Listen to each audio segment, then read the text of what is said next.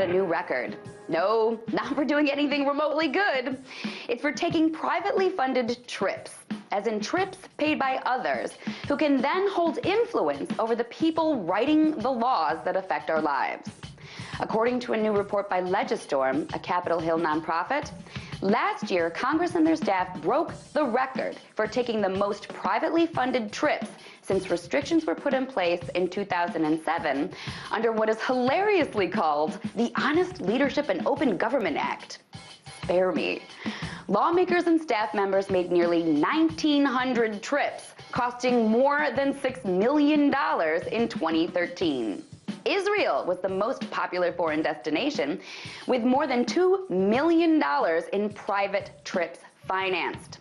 23 members of Congress and their staff went to Ethiopia for 6 days, which cost more than $300,000. California's John Garamendi took trips that private funders paid for that totaled about $70,000 in 1 year. And Minnesota's Keith Ellison took 11 trips, the most out of any of them. And before you get all they have to travel to Washington and back to the place they're representing, his trips were mostly to appear on ABC News shows or at Progressive Institute events. 11 trips. The whole reason Congress tightened its travel rules in 2007 was to limit the influence of lobbyists after the whole Jack Abramoff scandal.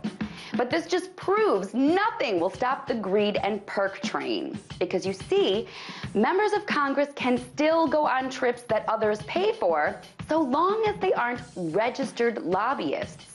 But if they're affiliated with lobbyist organizations, that's totally okay. That's the case with the American Israel Education Foundation, which helped pay for the more than $2 million in trips to Israel this year. They're not a registered lobbyist themselves, but they are affiliated with the American Israel Public Affairs Committee, America's pro-Israel lobby. That's literally their tagline. So, see how that works? Congress makes big speeches about how they won't be bought anymore and names things with words like honest leadership, but meanwhile, they write the rules with enough loopholes in them to make a million knots. So gross.